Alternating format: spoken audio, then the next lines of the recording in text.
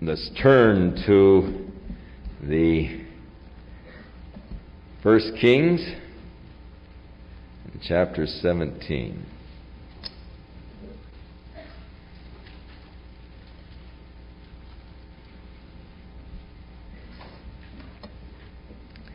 The 17th chapter of 1 Kings introduces us now to a very interesting character, Elijah the Tishbite. Whatever Tishbite means. Now Elijah came from the area of Gilead, which is what you would call today Transjordan if you were in Israel. It was across Jordan in the area of Gad, and so he came from the area of Gilead. It is thought that it is possible that Tishbite means that he was not really an Israelite, that he was some other nationality. But that is only a conjecture. We don't know for sure. But he certainly had a very interesting career. And he comes to the apostate northern tribe at really sort of its lowest point when Ahab is the king with his wicked wife Jezebel. And they have just about eliminated the worship of Jehovah. They have introduced Baal worship to Israel. They have broken down the altars of God. They have slain the prophets of God. And they have just about eliminated the worship of God from the northern kingdom of Israel. And so at this dark period of history, Elijah comes on the scene with the message of God and the warning of God for the people. And so he's a very interesting character indeed. It is prophesied in Malachi that before Jesus comes again, that Elijah will come and will be turning the hearts of the children to their fathers, and God is going to send Elijah back to the nation Israel to really bring a great revival to Israel before the second coming of Jesus Christ. Now, when Zechariah the priest, recorded in Luke chapter 1, was in the temple fulfilling his course of ministry, the angel Gabriel stood beside the altar and informed Zechariah that his wife Elizabeth in her old age was to bear a son. And he said, "And he shall go forth in the spirit and in the power of Elijah, to turn the hearts of the children unto their fathers." The key there, I think, is the spirit and the power of Elijah.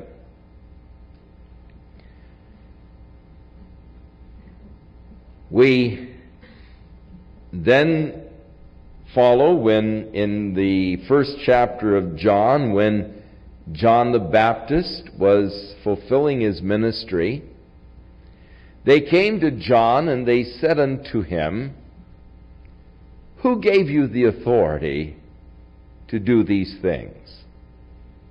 Are you Elijah?" And he said, "No." "Are you that other prophet?" "No."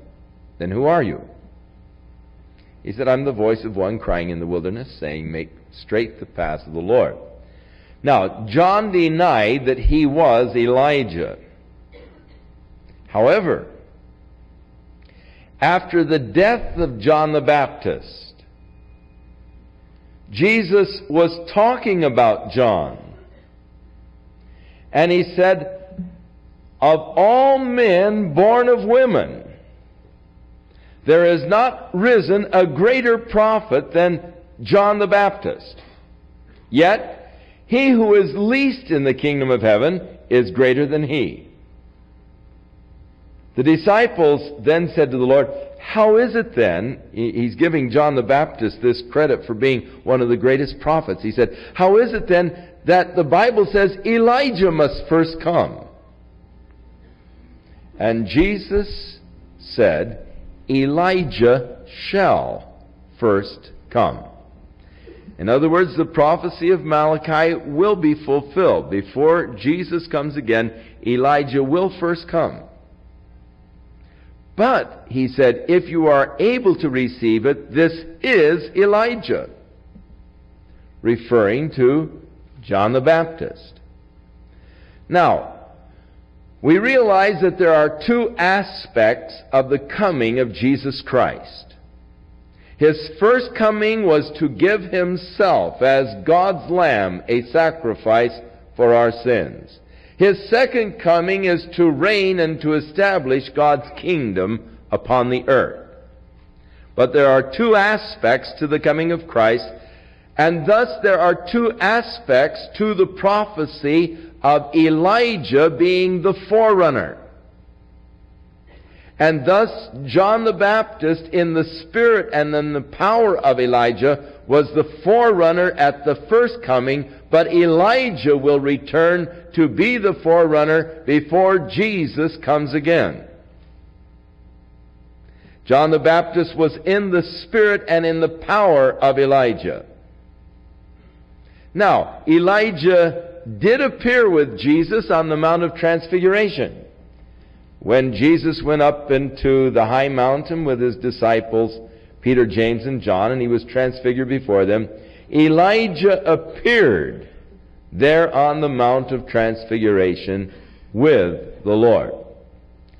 No doubt, in Revelation chapter 11, verse 2, where it speaks of the Lord sending the two witnesses, his two witnesses, unto the nation Israel, that one of the two witnesses will indeed be Elijah, and the fulfillment of the prophecy of Malachi.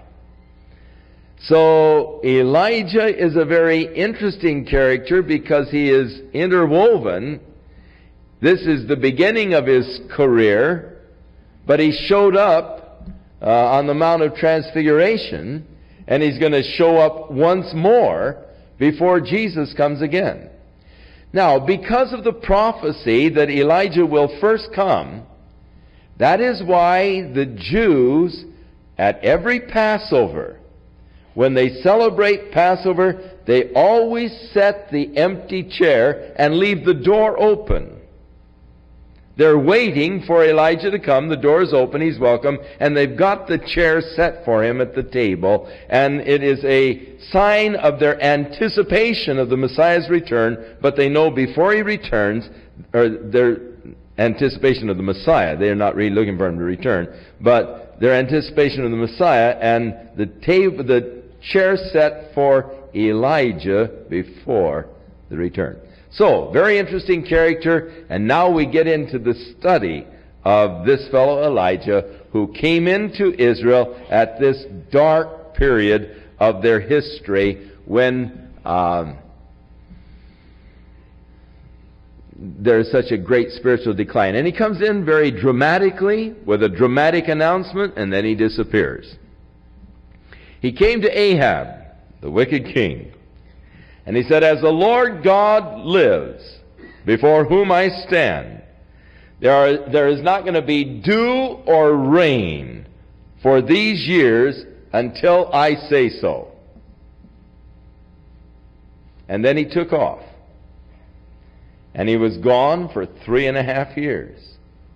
And for 3.5 years there was a drought. Not a drop of rain. No dew from heaven. Until the land became very dry and parched. Now he took off, first of all, over to the brook Cherith, which is back towards Gilead, from which he had come. And the Lord instructed him to go to the brook and drink of its water. And the Lord said, I'll feed you there. And God commissioned a couple of ravens to bring him food to eat Every day, actually, in the morning and in the evening, they brought him bread and they brought him meat. And so he was there by the brook Cherith, morning and evening. The ravens would show up with his food, and he was just staying there until the brook dried up because of the lack of rain. And so the Lord then commanded him to get to Zarephath, over near Sidon. So it would be in the area of Lebanon today. Sidon's about 10 miles north from Akko. And there is a widow woman there, the Lord said, and she will take care of you. So he went and he came to Zarephath. And when he came to the gate of the city, behold, he saw this widow woman, and she was gathering sticks. Now, in the more primitive cultures, the ladies go out and gather sticks for their fires. You can go down to Guatemala and see the ladies today out gathering sticks for their fires and all. And over in Israel, in the primitive culture, and it still does exist in many areas there, the ladies out gathering sticks, and they, of course, cook over the open fires, and it's quite interesting. And so she was gathering these sticks, and he said to her, "Would you bring me a drink of water?" And so while she was going to get him a drink of water, he said, "Oh, while you're bringing me the water, how about bringing me some bread too?" And so she poured out her heart. She said, "I'm sorry, sir. I don't have any bread. In fact, I'm gathering a couple sticks now to build a fire, and I have just a little oil and a little flour left, enough to make a couple of pieces of bread for my son and I, and we're going to eat those, and then we're just going to die. We're depleted. We have no flour, no oil." So Elijah said, "First make me some bread, and then make it for you and your son. And according to the Lord and the word of the Lord, the flour shall not cease, nor the oil, until this whole drought is over." And so the widow lady went in, and she made Elijah some bread, and she found out that there was still flour left in the barrel, still oil. And she kept feeding him. And during this whole period of the drought, the flour did not fail, nor the oil. It was always enough to make just one more. It's really a miracle indeed, and there's no taking away from the miraculous aspect of it, how that God supplied miraculously. But it is interesting, the prophet said, "Make it for me first, and then for yourself." There is sort of a spiritual kind of a thing here, as far as giving to God the first fruits of our lives. Jesus said, "Seek first the kingdom of God and His righteousness, and all these other things will be added unto you." Now, if I twist this priority, and I start seeking first other things, then my life will be so involved in seeking other things that I don't have time for God.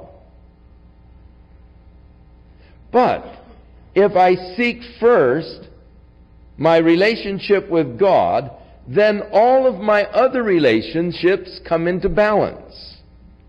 They all just work on in. You see, my life exists on two planes. The vertical axis upon which my life revolves, and the horizontal plane. This outer area, my relationship with other people. Now, if the vertical axis of my life is correct, if my relationship with God is what it should be, then the horizontal plane of my life is in balance. My relationship with those around me is in balance, and I am living a well-balanced life if the vertical axis is correct, if my relationship with God is all that it should be. However, if the vertical axis of my life is not correct,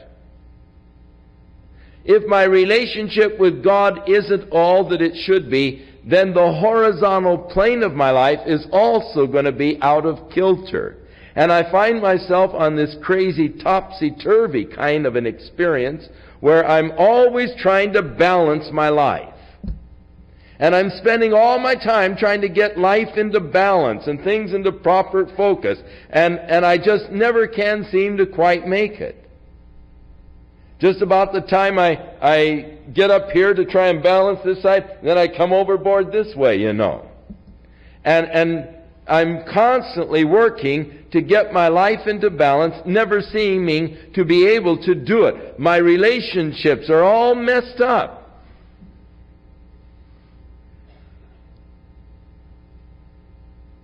Now, if I spend my time in just trying to balance my life, I am only treating the symptoms.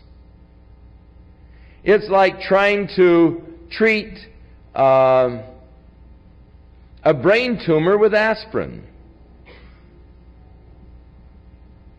You know, just to sort of deaden the pain so you don't feel it so bad and you don't feel these headaches quite so severely. But you're only treating symptoms. You're not getting to the heart of the problem. Now, any doctor who only treats symptoms is a quack. Stay away from him. You want a doctor that's going to find out what the cause is that's creating the symptom.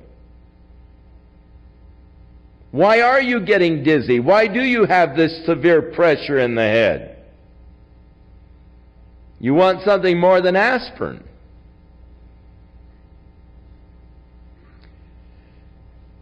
Now, people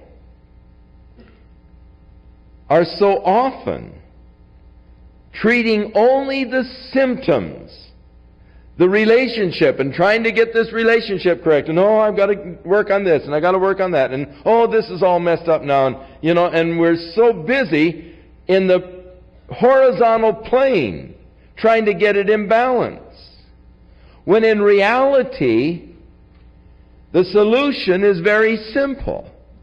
Get the vertical axis correct. Seek ye first the kingdom of God and His righteousness. Elijah said, make me first the cake. Now, had she gone in to make, first of all, the cake for herself and her son, that had been it. The barrel had been empty of flour, the oil had been gone, they would have died. Make me first the cake, and then for you and your son. Put the Lord first. Get your priorities correct, and God will take care of you. God will take care of the other aspects of your life. And so the most important relationship that I have in all this world is my relationship with God, and nothing should get before it.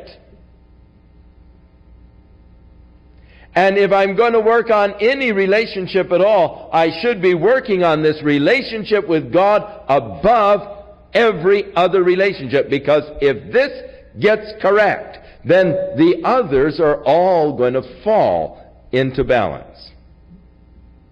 If this relationship with God is out of kilter, then there is no way I'm going to be able to balance my life. It'll always be in this crazy topsy-turvy way. There's no way you can have a well-balanced life until your life is centered in God. And that is the vertical axis upon which your life is rotating. And until then, it's always going to be out of balance, out of kilter. So Elijah set forth really a principle for this gal. For God to work, put God first and God will take care of you. He'll take care of the seconds and the thirds and the fourths. But it's priority, and it's simple, it's basic, and yet it's one of the most important truths that you need to learn in your whole experience of life, is that your relationship with God must supersede every other relationship. Make sure that you have a right relationship with God, because that'll see you through everything else. So, the little woman did what Elijah said, and God took care. Verse 16, the barrel of meal wasted not, neither did the cruse of oil fail, according to the word of the Lord which he spake by Elijah. Now it came to pass that the son of this woman became very sick. And actually he was so sick he quit breathing. And so she said to Elijah, "What have I to do with thee, O thou man of God? Are you come to call my sin to remembrance and to slay my son?" Now it is interesting that she was sort of thinking that the death of her son was somehow related to her own sin. And Elijah said unto her, "Give me your son." And he took him out of her bosom, and he carried him up into a loft where he stayed in a loft there next to her house. And he laid him on his own bed. And he cried unto the Lord and said, "O Lord my God, have you brought this evil upon this woman that I'm staying with in slaying her son?" And he stretched himself out on the child 3 times, and he cried unto the Lord and said, "O Lord my God, I pray thee, let this child's soul or consciousness come into him again." And the Lord heard the voice of Elijah, and the soul of the child came to him again, and he revived. And Elijah took the child and brought him down to his mother and presented him to her. And he said, "Look, your son is living." And the woman said to Elijah, "Now by this I know that you are a man of God, and the word of the Lord is in your mouth in truth." So our introduction to Elijah. Now, it came to pass after many days that the word of the Lord came to Elijah in the 3rd year, saying, "Go show yourself to Ahab, and I will send rain upon the earth." Now, this is very important to the further part of the story.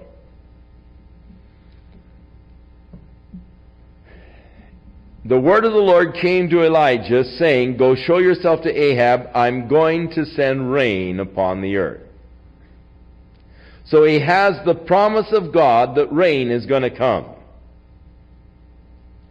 Now later on, we're going to find Elijah up on Mount Carmel praying, bowing himself and praying, "God send rain," and sending his servant out toward the Mediterranean to see if there were any clouds coming.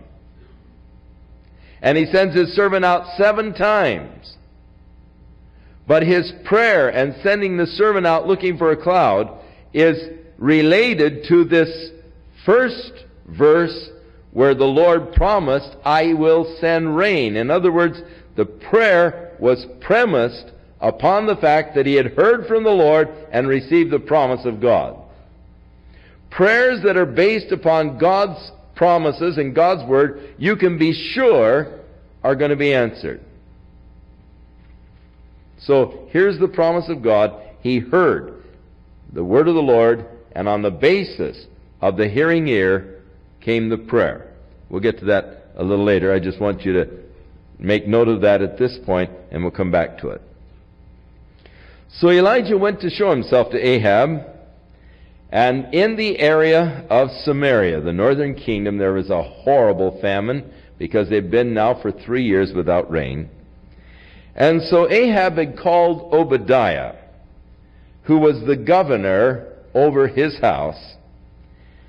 Now, a little personal note on Obadiah. He was a man who really feared God.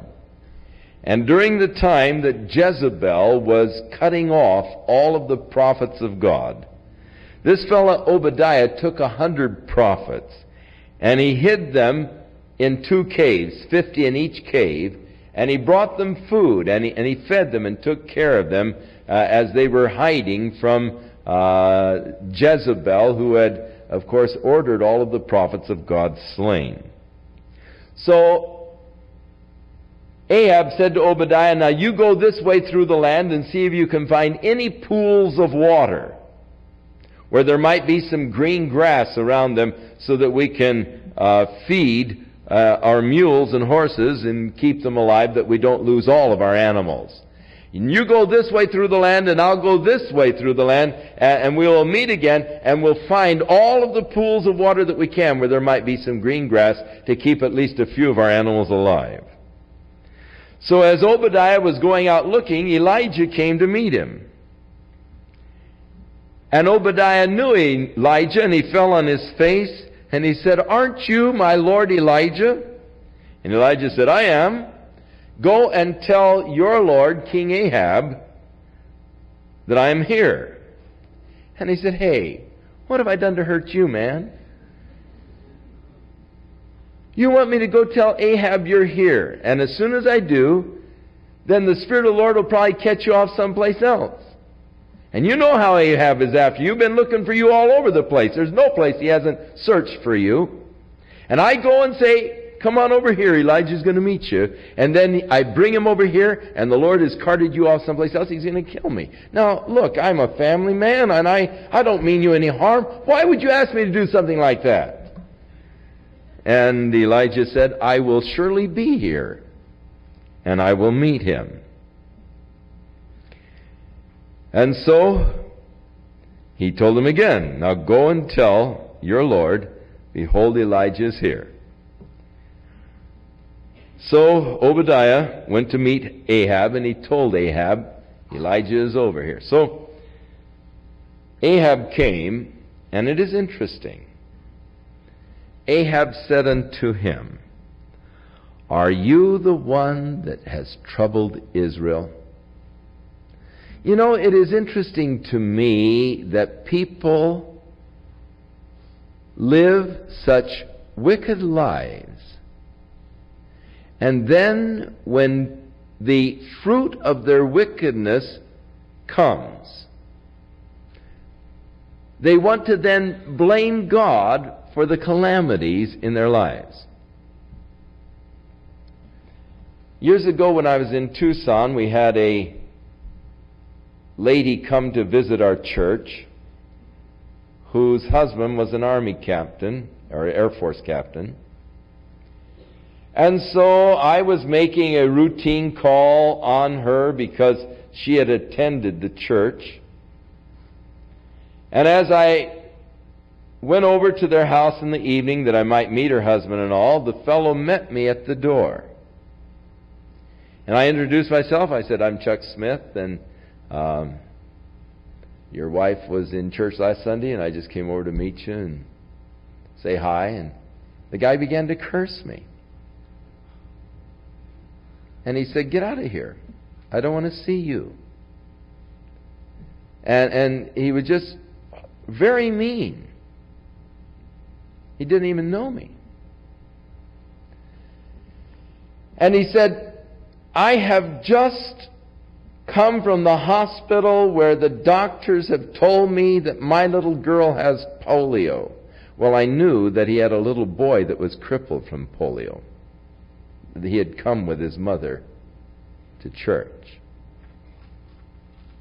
And he said, "This is my second child with polio.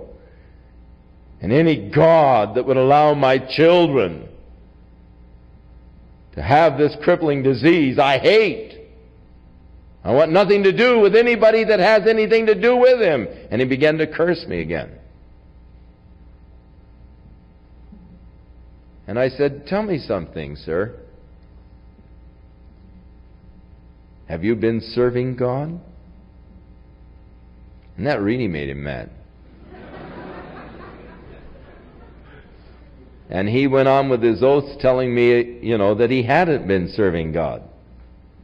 He said, "I know what it's all about. My dad's a Presbyterian minister. I grew up in a Christian home and all." But then he had just so bitter against God. And I said, "Well, answer me this.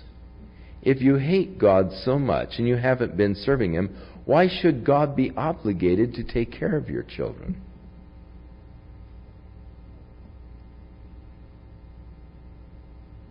I mean, after all, what does God owe you? Well, he was silent, but I didn't go in. But it is interesting how that somehow we want to live our own lives. We want to ignore God. We don't want any part of God in our lives until calamity comes, and then somehow we want to blame God for the calamity. Why would God do this to me? As though God actually owed me something when I've been totally ignoring Him. So Ahab is now trying to blame the prophet of God for the calamity that has come to the land, the drought. Now, just because Elijah said there's not going to be any rain until I say so, he is blaming Elijah for the judgment of God. Are you the one that troubles Israel? And Elijah is not about to take the blame. He answered, I haven't troubled Israel, but you and your father's house have forsaken the commandments of the Lord, and you followed Balaam. Now therefore, send and gather me together all Israel to the Mount Carmel, and bring in the prophets of Baal, all 450 of them, and the prophets of the groves, the 400 prophets of Ashtoreth that you've been supporting. So Ahab sent unto all the children of Israel, gathered the prophets together to Mount Carmel. And Elijah came unto the people, and he said, How long halt ye between two opinions? If the Lord is God, follow him, but if Baal, then follow him. And the people didn't answer a word. Then said Elijah unto the people, even I only remain a prophet of the Lord, but Baal's prophets are 450 men. Now give us 2 bullocks, and let them take the choice, whatever bullock they want, and cut it in pieces, and lay it on wood, and don't put any fire under it. And I will dress the other bullock, and lay it on wood, and put no fire under. And let them call on the name of their gods, and I will call upon the name of Jehovah, and the God that answers by fire, let him be God. And all the people said, Good enough. Fair enough. It's well spoken. So here is Elijah making an open challenge to the prophets of Baal. And so Elijah said unto the prophets of Baal, Choose one of the bullocks for yourself. Dress it first, for you've got a lot of you guys. Call in the name of your gods, but don't put any fire under it. They took the bullock that was given to them. They dressed it. They called on the name of Baal from morning until noon, saying, O Baal, hear us! But there was no voice, nor any that answered. And they leaped upon the altar that was made. Now it came to pass at noon that Elijah decided to just mock them and have a little sport. And he said, You guys ought to be crying louder. For now look, he's a god. Thus maybe he's in conversation. Or maybe he's on vacation. Or he could be asleep and you need to wake him up. So why don't you scream a little louder? And so they cried all the louder. They cut themselves in great religious zeals with knives, with lancets, till the blood was gushing out all over them, leaping on the altar, crying for Baal to send fire. And of course nothing happened. Now about the time of the evening sacrifice, that there was neither a voice to answer, nor any that regarded their cries. So Elijah said to all the people, Come on over here now near me. And the people came near to him, and he repaired the altar of the Lord that was broken down. And Elijah took 12 stones, according to the number of the tribes of Israel. And he came, and he built with these stones the altar in the name of the Lord. He made a trench about the altar, enough to contain about 2 measures of seed. And he put wood in order, and he cut up the bullock in pieces and laid them on the wood, and he said, "Fill 4 barrels with water and pour it on the burnt sacrifice and the wood." He said, "Do it a second time. Do it a third time." And the water ran all about the altar, filled the trench also with water. It came to pass, at the time of the evening offering, that Elijah the prophet came near, and he said, "Jehovah, God of Abraham, Isaac, and of Israel, let it be known this day that you are the God in Israel, and that I am your servant, and that I have done all of these things at thy word. Hear me, O Lord, hear me, that this people may know that you are Jehovah God, and that you have turned their heart back again." And the fire of the Lord fell and consumed the burnt sacrifice and the wood and the stones and the dust, and licked up all the water that was in the trench. And when all the people saw it, they fell on their faces, and they said, "Jehovah, He is the God. Jehovah, He is God." And Elijah said unto them, "Take the prophets of Baal, don't let any of them escape." And he took them down to the brook Kishon, which is in the valley there beneath Mount Carmel, flowing out of Megiddo into the Mediterranean. And he killed all 850 of them there. And so Elijah said to Ahab, "Get up and eat and drink, for there is a sound of an abundance of rain." So Ahab went to eat and to drink, and Elijah went up to the top of Carmel. And he cast himself down on the earth, and he put his face between his knees. And he said to his servant, "Go up and look towards the Mediterranean." And he went up and looked. He said, "There is nothing." He said, "Go again." And he sent him 7 times. And it came to pass the 7th time that he said, "Behold, there is arising a little cloud out of the sea, about the size of a man's hand." And he said, "Go up and say to Ahab, prepare your chariot and get down, in order that the rain doesn't stop you." And so it came to pass in the meantime that the heaven was black with clouds, and the wind, and there was a great rain. And Ahab rode and went to Jezreel, the other end of the valley of Megiddo. And the hand of the Lord was on Elijah, and he girded up his loins and ran before Ahab to the entrance of Jezreel. So God answered by fire, and now God sent the rain in answer to his prayer. But remember, the confidence in prayer came from the fact of the listening ear. And this is always true. Real confidence in prayer comes from the fact that I have heard from the Lord.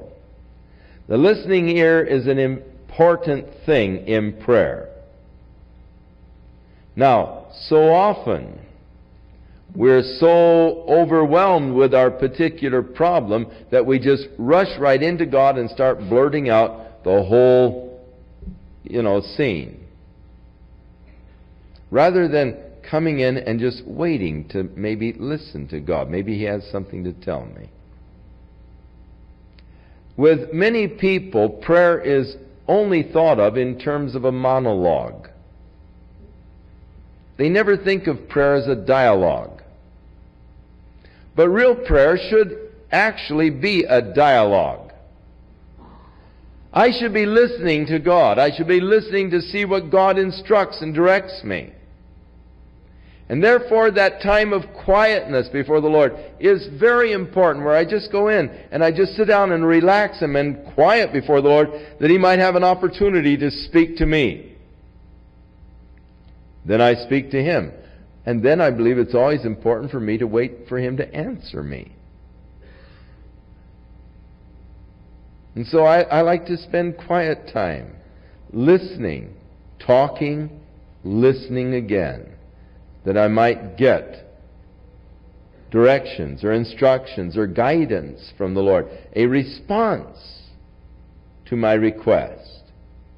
And it's always an exciting experience when God responds to my questions or to my requests and begins to give me direction and answers. Because I take time to wait for the response. A lot of times I hear people say, well, God never responded to me. Well, did you give him a chance? You see, did you really listen? Did you wait for the response from God? So Ahab told his wife Jezebel the whole story of what had happened, what Elijah did, and how he killed all of her prophets with a sword. And Jezebel sent a messenger to Elijah, and she said, so let the gods do to me, and even more also, if I don't make your life like the life of those prophets by tomorrow this time. And when he got the message from Jezebel, he got up and he began to run for his life. And he came all the way to Beersheba, which is about, 80 miles, 85 miles south from this area. And he left his servant there, probably so bushed he couldn't go on any further. But he himself went a day's journey into the wilderness. And he came and sat down under a juniper tree, and he requested that he might die. He said, it's enough now, O Lord, I've had it. Take away my life, slay me, I'm through. Now, this is, out of a distraught condition. You're all upset. And it's interesting how that when we are so upset, we oftentimes say things we don't really mean. You get real upset and you just say things you don't really mean. Afterwards, you're even sorry that you said them many times. But I was just upset, so I just, didn't really engage my brain. I just let my mouth run. And I said these things, but I really didn't mean them. A lot of times we say things that we don't really mean. We ought to be really more careful with our speech. You say to your child, get back in this house or I'll knock your head off. Oh, you really don't mean that. And the prophet's saying, Lord, slay me. I've had it. I'm through. Just kill me, Lord. I don't want to go any further. If he wanted to die, he didn't have to run. He could have stayed right back there in Jezreel. And Jezebel would have taken care of it very gladly. So the very fact that he was running showed that he wanted to survive. That was the whole purpose of the flight, is to get away from the threat of Jezebel to kill him. And so he went to sleep, and when he woke up, the angel was there, had prepared a meal for him, and said, come on and eat, because you're going to go a long way on this food. So he had angel's food. And it lasted for 40 days. Good stuff. Very nutritious. He went 40 days on the strength of that meat. And he came to Horeb, the mountain of God, down in the Sinai, way down. Man, he's really fleeing from her. Down in the barren wilderness. Mount Sinai, or Mount Horeb, both names given to this mount. The mountain where Moses met God and received the law. And he came to a cave and he stayed there. And behold, the word of the Lord came to him there in the cave and said unto him, What are you doing here, Elijah?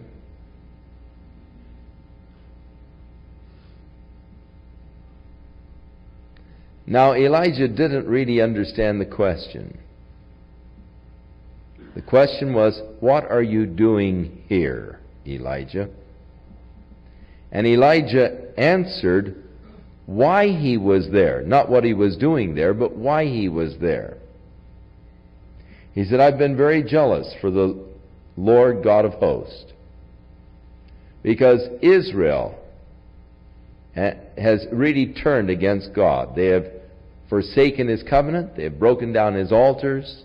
They have slain His prophets. And I'm the only one left. And they're even looking for me to kill me. How bad can things get? The nation Israel in total apostasy. They have forsaken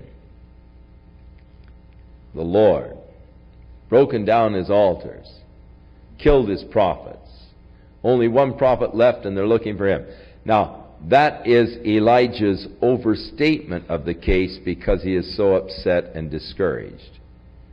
And that's one thing about discouragement and despair. It causes you to overstate the case so it actually looks worse than it really is.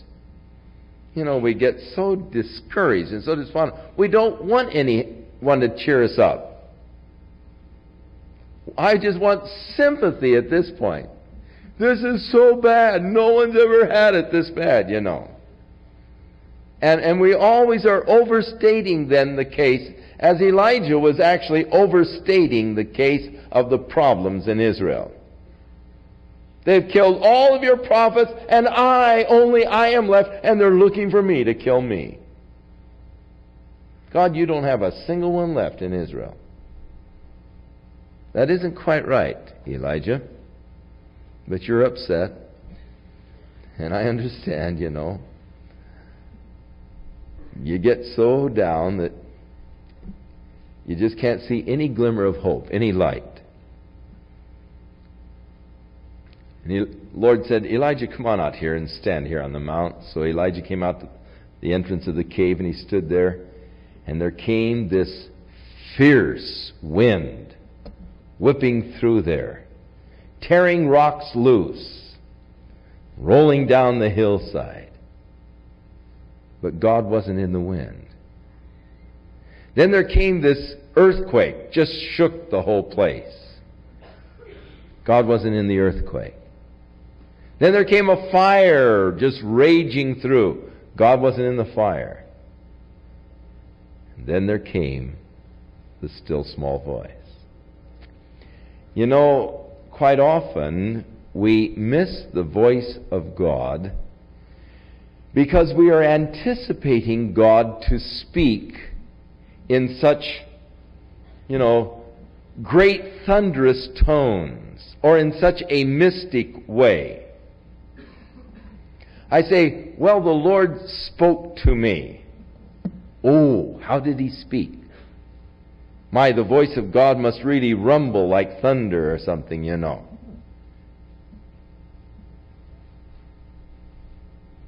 And we think that when God is leading us, that there must be something almost like a trance experience, where I become, you know, almost in this trance, and I hear little signs saying, beep, beep, beep, beep, turn right, beep, beep, beep, beep, go forward, you know, beep, beep, stop, and that it's some kind of a mystic thing where I'm walking around in a trance, you know, God is leading me, I'm being led by the Spirit.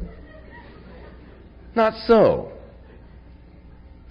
In fact, when God is leading your life, He does it in such natural ways that generally you're not even aware that God is leading you, because it just seems such a natural thing. Years ago, I was driving up to Ventura to have services in a church up there where I grew up. And they had invited me back to speak on a Sunday evening. So I decided to go up on Saturday, take a leisure drive, stay with my aunt in Santa Barbara Saturday night, and then drive back to Ventura on Sunday and speak there on Sunday evening.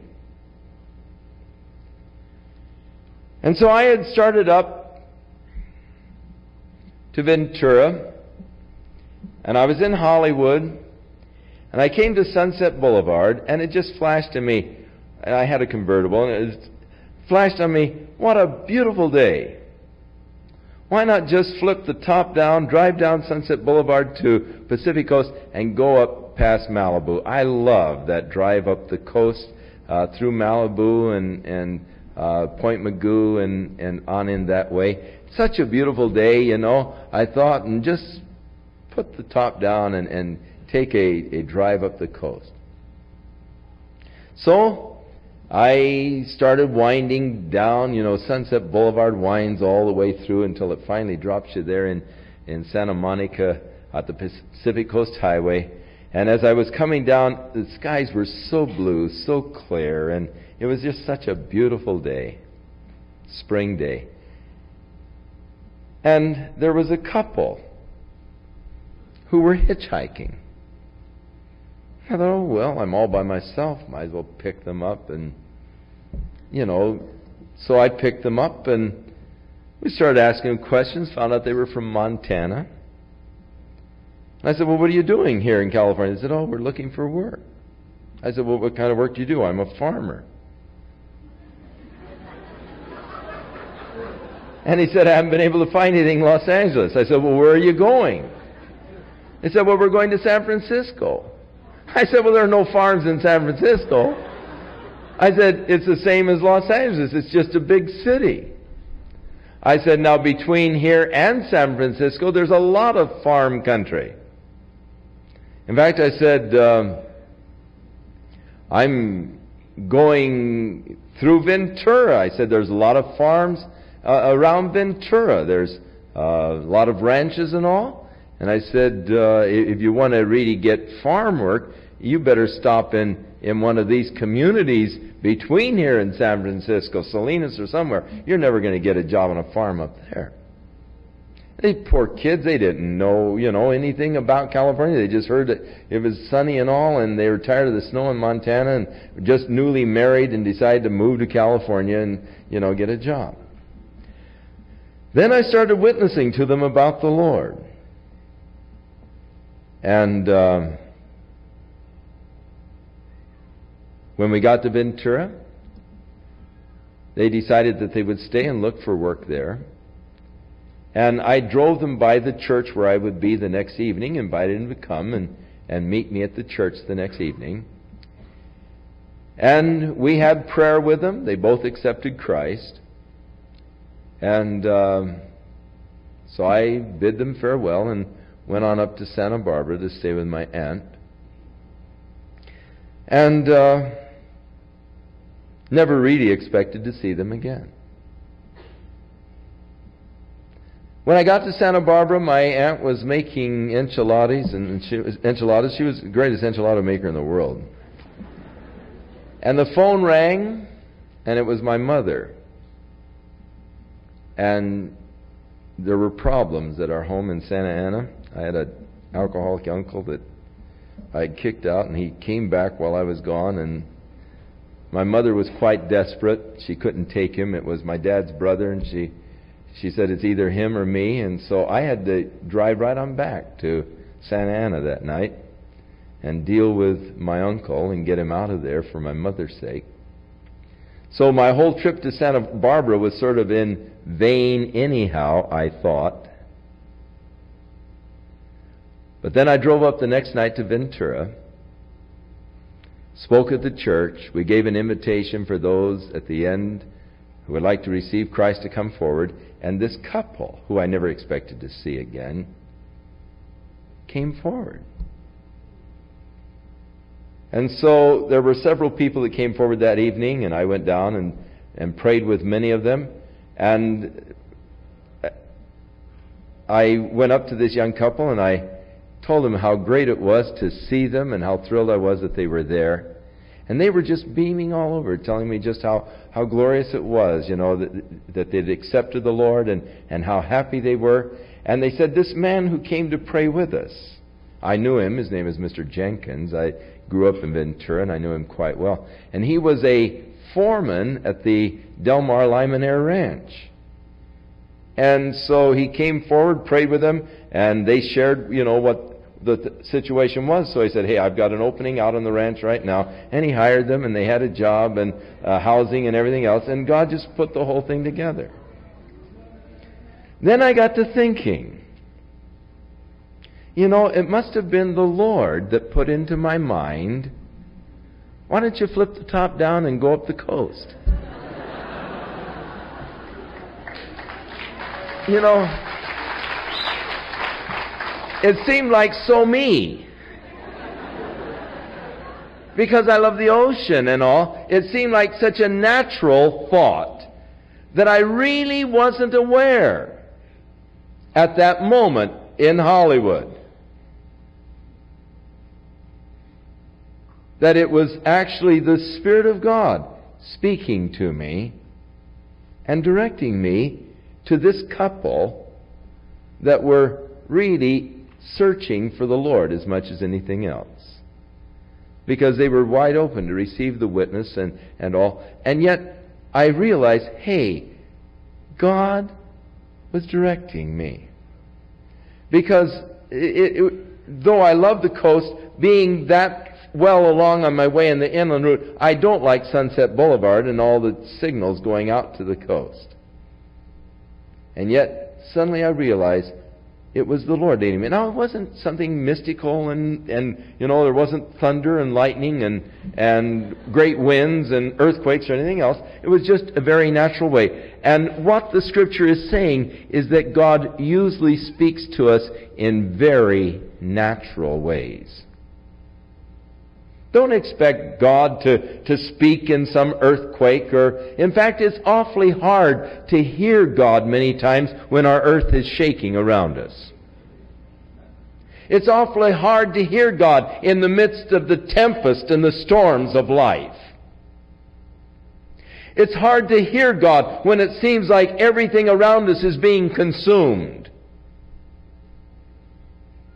Many times we need to get our hearts very quiet before God. We need to get away from the tempest. We need to get away from the shaking and the things around us to get alone to where I can really hear that still small voice of God within.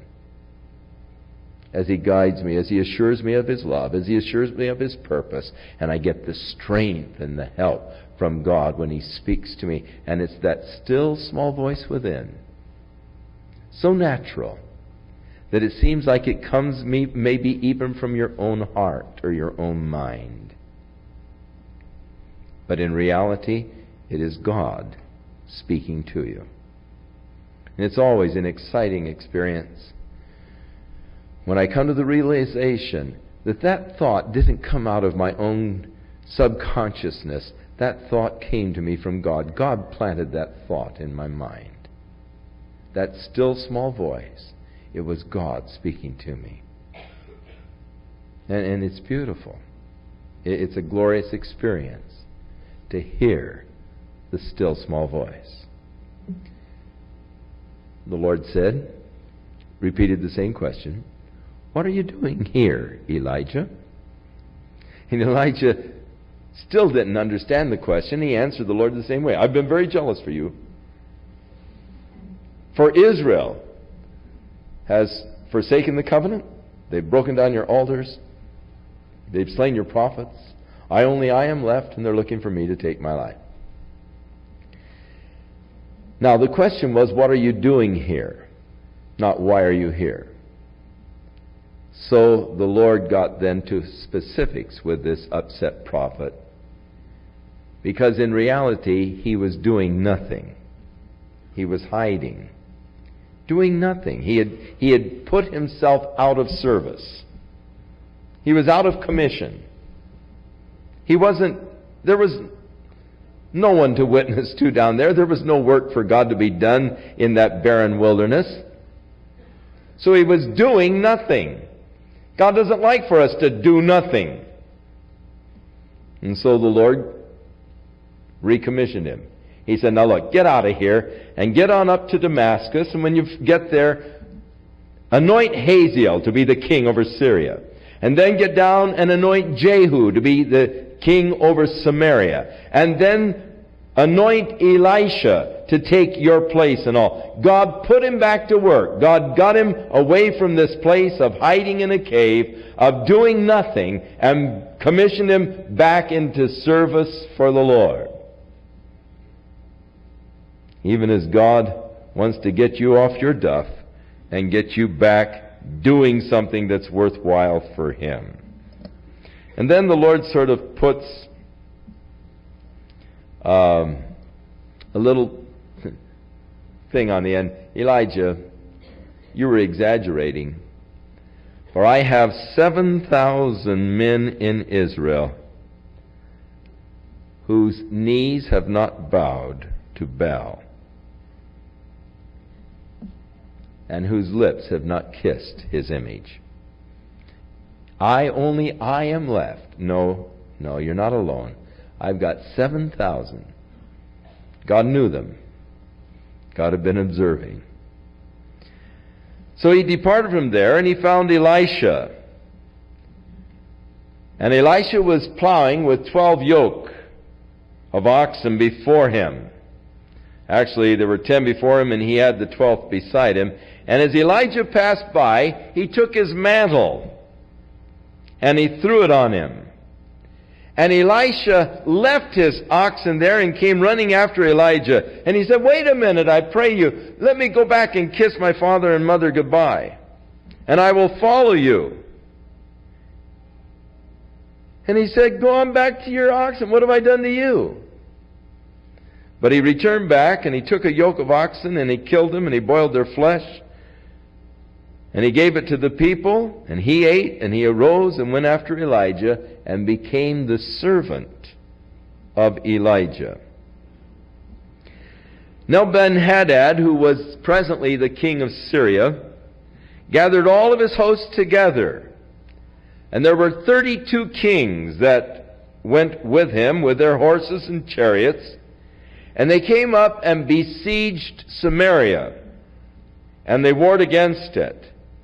And he sent messengers to Ahab, the king of Israel, the city, and he said unto him, "Thus saith Ben-Hadad, Thy silver and thy gold is mine, your wives and your children, the best of everything you have, it's mine." And so the king of Israel answered and said, "My lord, O king, according to your saying, I am thine and all that I have." So he asked for complete capitulation.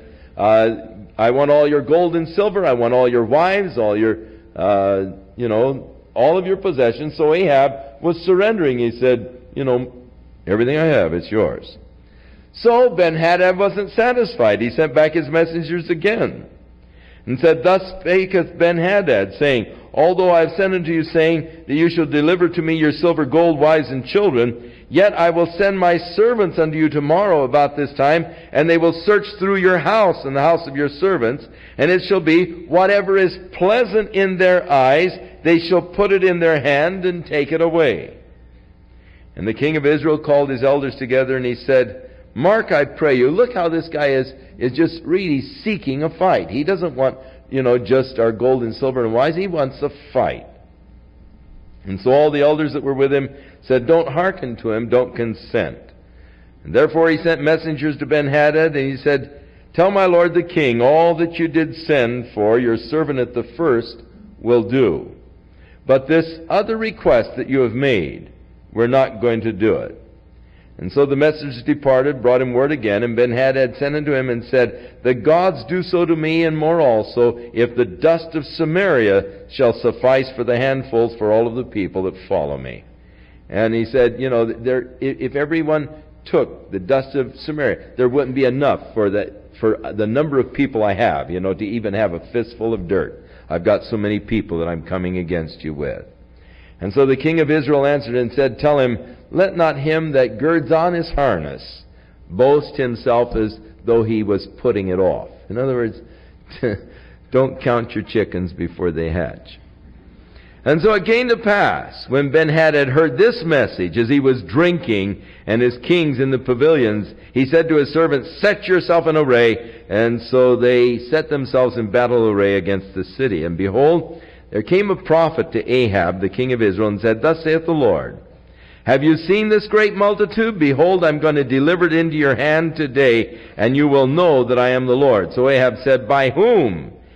And he said, "Thus saith the Lord, even by the young men, the princes of the provinces." Then he said, "Who shall order the battle?" And he said, "You." And so Ahab numbered the young men, the princes from the provinces. There were 232. After them he numbered the people, all of the children of Israel, 7,000. They went out at noon, And Ben-Hadad was drinking himself drunk in his pavilions, he with his kings. And the young men of the princes of the province went out first. Ben-Hadad sent out and told them, saying, they came to Ben-Hadad and said, there are men coming out of Samaria. And so he said, if they've come out for peace, take them alive. If they've come out for war, take them alive. So the young men of the princes of the province came out of the city, and the army followed them, and they slew every one his man. The Syrians fled. Israel pursued them. Ben-Hadad, the king of Syria, escaped on a horse with his horsemen. And so the king of Israel went out, and he smote the horses, the chariots. He slew the Syrians with a great slaughter. And the prophet came to the king of Israel, said unto him, go and strengthen yourself, and mark and see what you're doing, for at the return of the year the king of Syria will come up against you again. In other words, now strengthen yourself, fortify things, because at the end of the year the guy's going to be back. And so the servants of the king of Syria said unto them, the problem is, their gods are the gods of the hills. That's why they were able to defeat you. Now if you could fight them in the valley, then you could defeat them, because their gods are the gods of the hills and not the gods of the valleys. Now, of course, they thought of gods in localized sense. We should never think of God in a localized sense. God is what we say omnipresent. That means He's everywhere at once. Therefore, it is wrong to think of God in a locality. Sometimes we think of God in a localized sense in heaven. And He seems very far off and remote, because I don't know where heaven is. It's out there in space somewhere. But I'm pointing out into space this way, but, if you realize the earth is actually round, and so you'd be pointing down that way through the earth and out in space the other direction. So I may head out, in space looking for God, but I may be going the wrong direction in space. If I think of God in a locality, heaven, wherever that may be. Or if I think of God here in the church, in a locality. And so often, even in our prayers, we sort of express the idea of God dwelling here. Lord, we are so thankful that we can come into your presence this evening. We can gather here together in your presence. Well, hey, you were in His presence when you left home tonight. You were in His presence when you were driving out here. You can't escape the presence of God. And thus, it's wrong to think of God in a locality. And yet, that was the pagan concept of God. He's the God of the hills. Now, that was your problem. You let them fight you in the hills, and their God is the God of the hills. That's why you were defeated. Next time, fight them in the valleys. Because their God is the God of the hills, not the God of the valleys, and you'll be able to defeat them. So,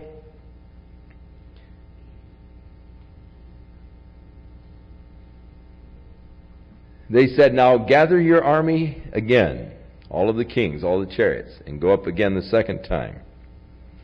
And so Ben-Hadad got the forces of Syria together, and he came up to Aphek to fight against Israel. And the children of Israel were numbered. All that were present went out against them. And the children of Israel pitched before them like two little flocks of kids. They were totally, hopelessly outnumbered.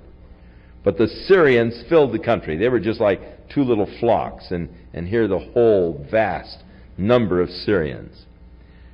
And there came a man of God and spake to the king of Israel and said, thus saith the Lord, because the Syrians have said, the Lord is the God of the hills, but not the God of the valleys. Therefore, I'm going to deliver this great multitude into your hand, and you shall know that I am the Lord. Now, the interesting thing to me at this point is that though Ahab had turned against God and was a very wicked king, still God was continuing to speak to him.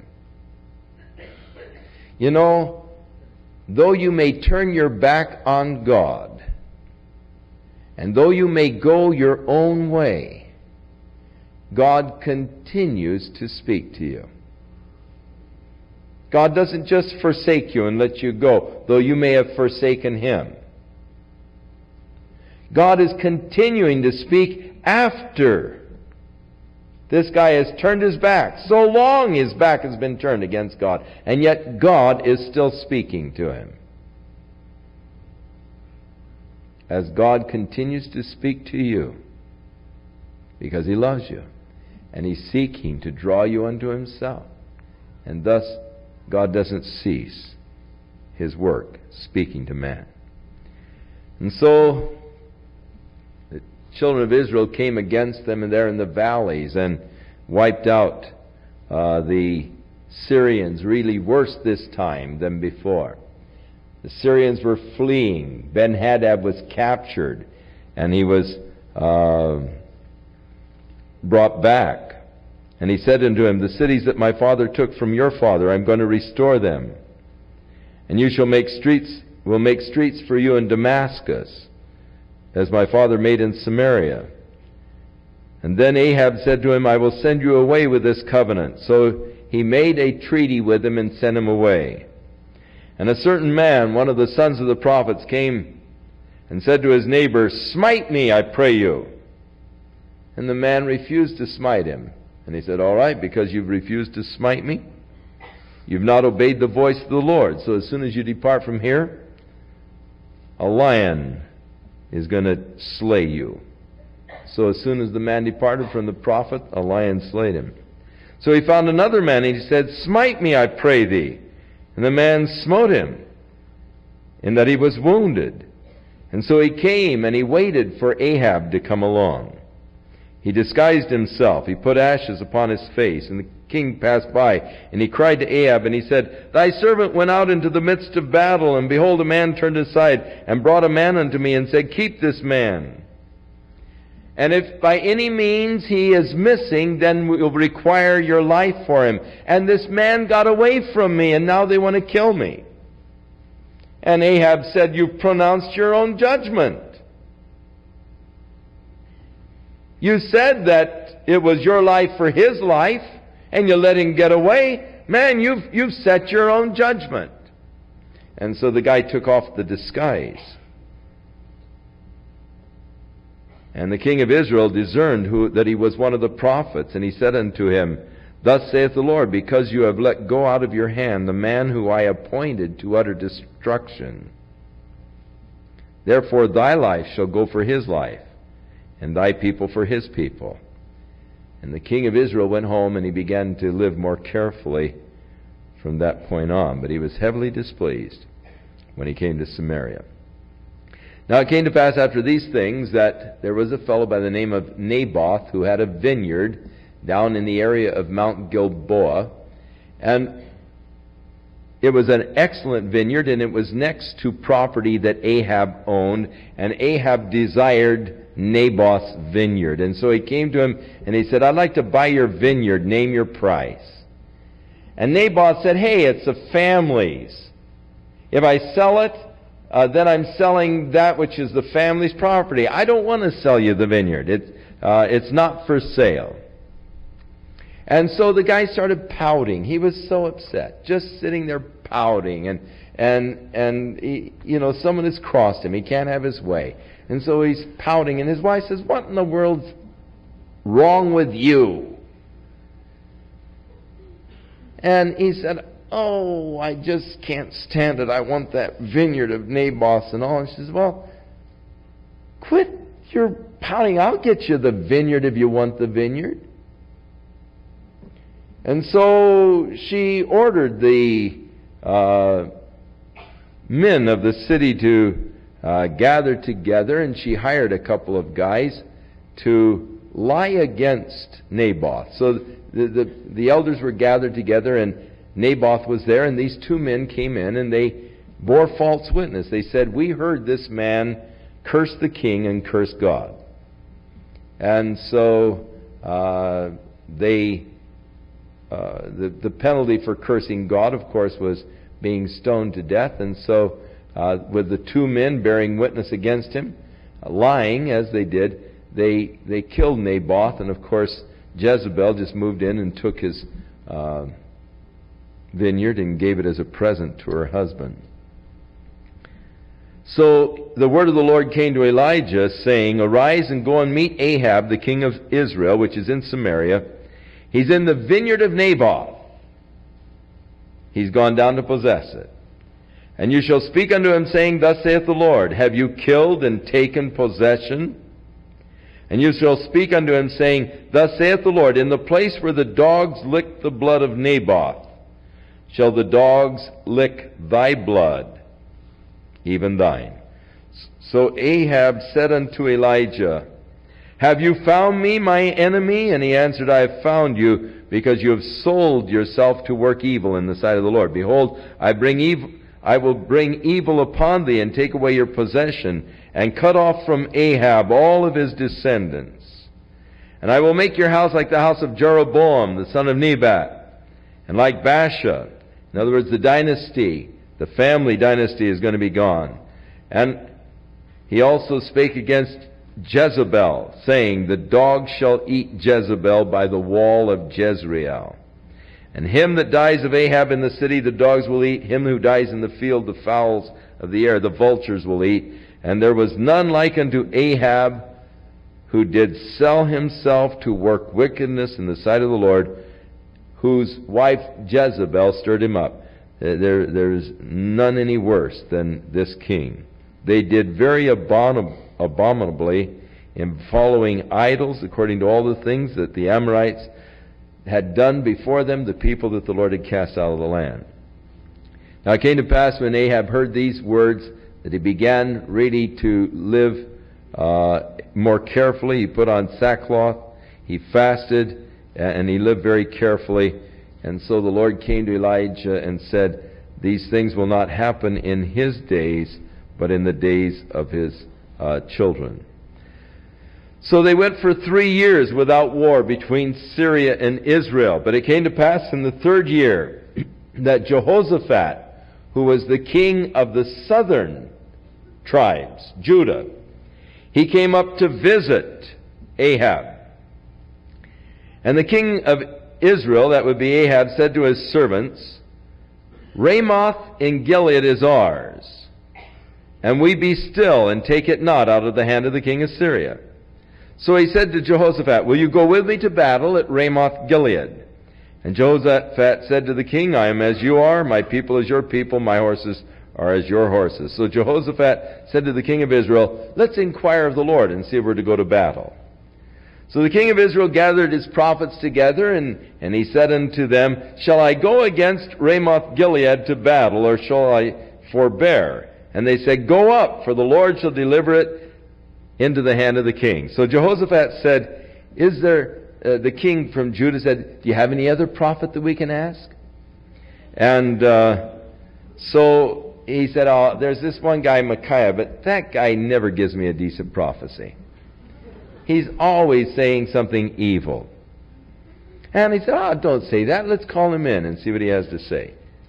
So in the meantime, this one prophet, Zedekiah, made some iron horns, and he put them on his head, and he went running around with these iron horns on his head, and he said, Thus saith the Lord, With these shall you push the Syrians until you've consumed them.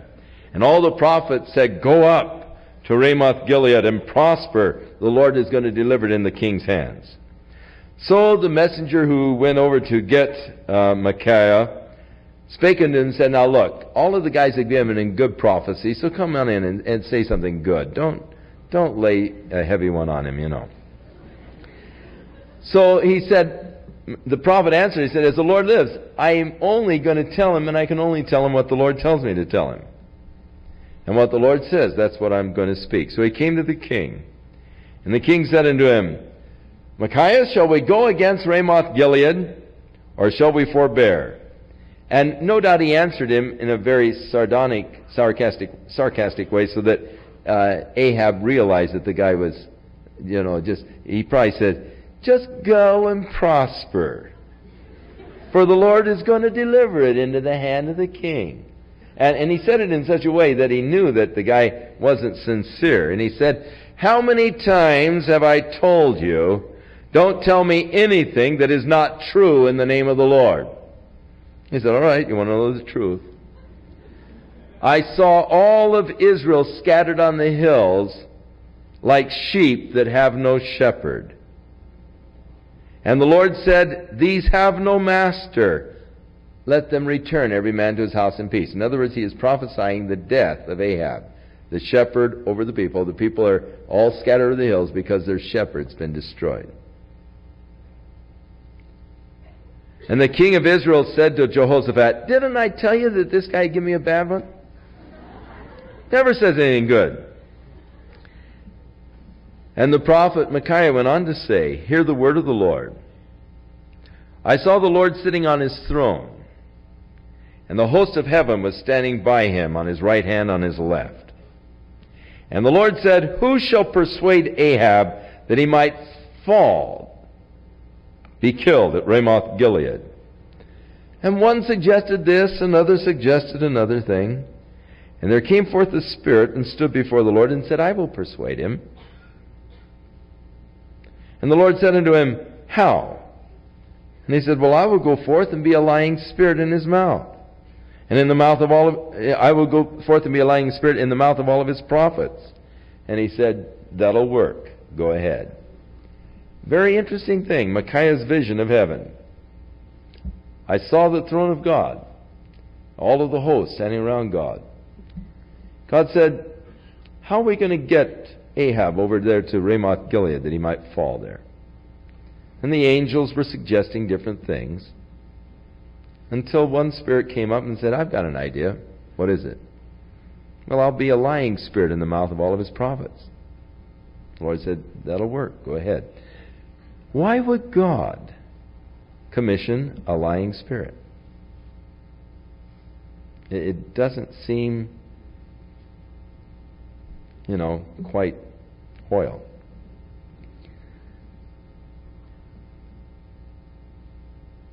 Something that we don't often consider is that, in a sense, Satan is a servant of God. He is serving God's purposes.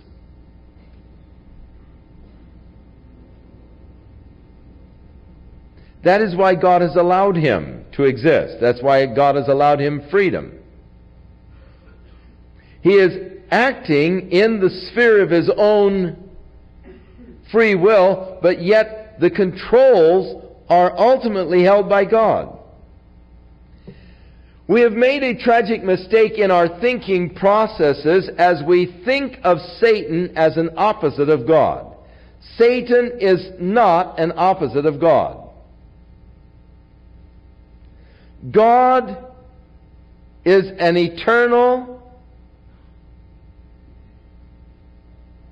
omnipotent, self-existent being, whereas Satan is a created being and is in the rank of angels.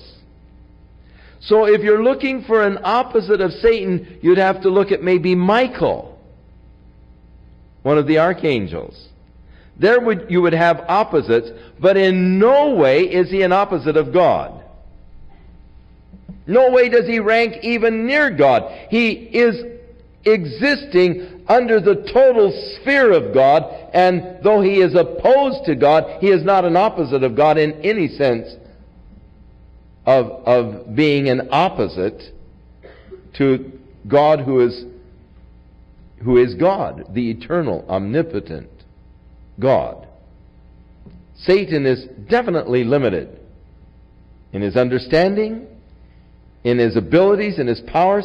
They are limited by God. God says you can go so far, no further. Satan complained to God the fact of his limitations in the case of Job. You've put a hedge around that guy. I can't get to him. And he was complaining that God had put limitations on what he could do. So Satan is only allowed liberty within a limited scope. God puts the limitations on him. But he does serve purposes of God. Thus, God can use, and often does use, Satan or his emissaries to fulfill God's purposes. Here's a case where God uses a lying spirit to fulfill his purpose. He comes And the false prophets give to Ahab these lies, encourage him to go against Ramoth Gilead. So Ahab then ordered the true prophet Micaiah, he said, put him in prison until I return in peace. And he said, if you return at all, then I'm not a prophet of God. So they headed for Ramoth Gilead. Jehoshaphat, the king from Judah, was going with Ahab. And as they were getting to Ramoth Gilead against the Syrians, Ahab said to Jehoshaphat, hey, you take my chariot and all. I'm going to put on just the common guard. I want to get into the battle. And so he took off his king's robes in order that he might just really get into the battle himself. He was just sort of thirsting for a little excitement. And so he left his chariot, the king's chariot, got in another chariot, and so that he could get into the thick of the battle. And in the meantime, the Syrian commander said to his fellows, now look, all we want's the king. So let's concentrate and get hold of Ahab. And if we kill him, then, the rest of the people will be so demoralized that that's all we'll have to do. So they saw Jehoshaphat sitting in Ahab's chariot with Ahab's robe on. And so they figured it was Ahab, so they started to pursue the one chariot, and so Jehoshaphat started going on the lamb, And these guys were chasing him because they weren't really concentrating on battle, just on the one guy is all they wanted. And when they finally got up to him, they realized that it wasn't Ahab, that it was Jehoshaphat. But, and of course this is an interesting scripture, a certain man drew a bow at a venture. In other words, he just, let go, let fly an arrow in the direction of their enemy.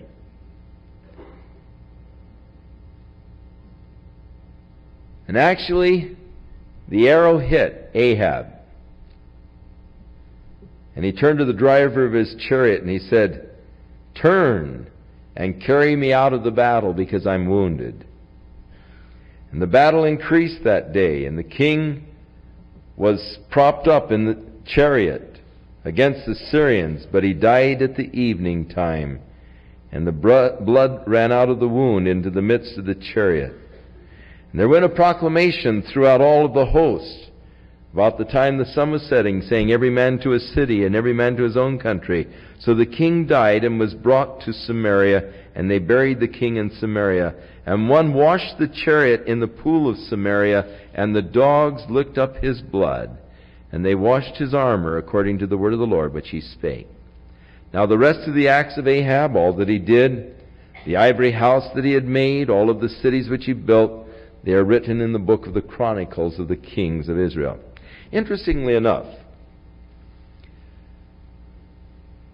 in the city of Megiddo, which is one of the cities that Ahab had rebuilt. Actually, at Megiddo there are about 20 different levels of cities that have been built over cities. It's been a battleground of many ancient battles. And so when a city was destroyed, then they just build a new city on top. And they have dug down in one cut there, the archaeologists, and there are about 20 different civilizations or different levels of the city. Now, in the level that dates to Ahab's time, next to the temple of Baal, the ruins of the temple of Baal that Ahab built, they found several hundred jars with the skeletons of babies that had been sacrificed by their parents to Baal worship. This is what Jezebel and Ahab had introduced to the people, and the archaeologists uncovered next to the ruins of the temple of Baal built in Megiddo by Ahab these jars with the skeletons of babies sacrificed to this god Baal. We understand from this why God wanted this horrible religious system to be utterly wiped out. Because it did involve the sacrifice, the human sacrifice, their own babies, unto their worship of their God. So, we come to the close of Ahab, and his son Ahaziah reigned in his place.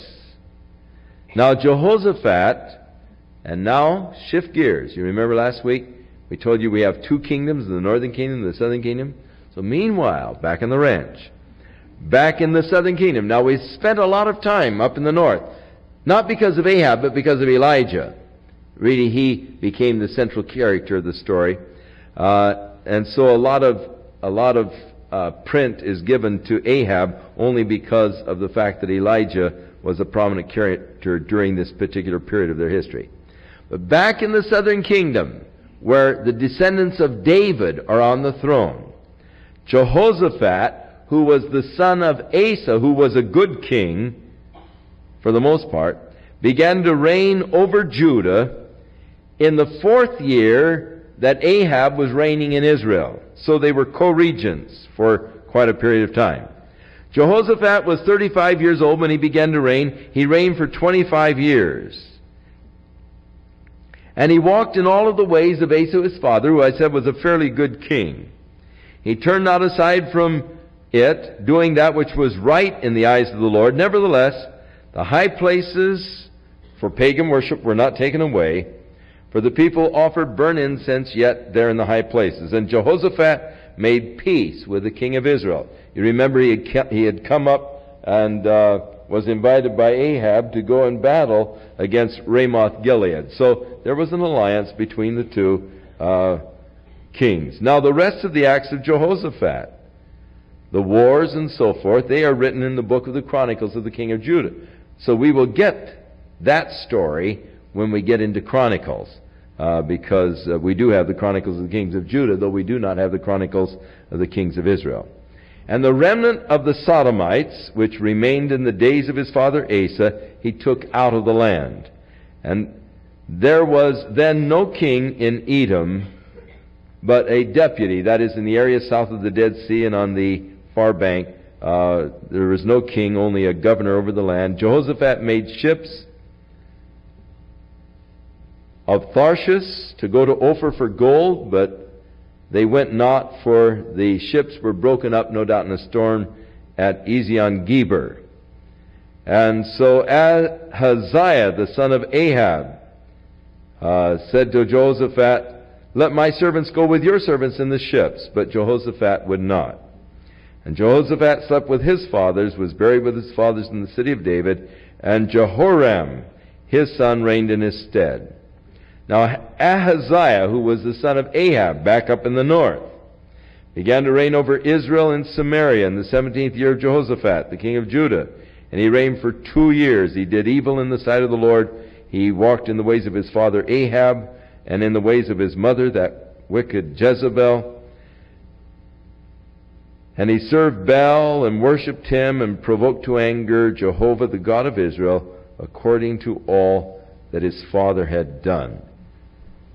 May the good hand of our Lord be upon you, to lead and to guide you in his way, that you might walk in his love, that you might be filled with his Spirit, and that you might discover what is God's plan for your life, that which God would have for you this week. And may the Lord speak to you, and may you be very sensitive so that you begin to understand the voice of the Lord, that you might be led by the Spirit of God. God bless you. May he watch over you and keep you in his love.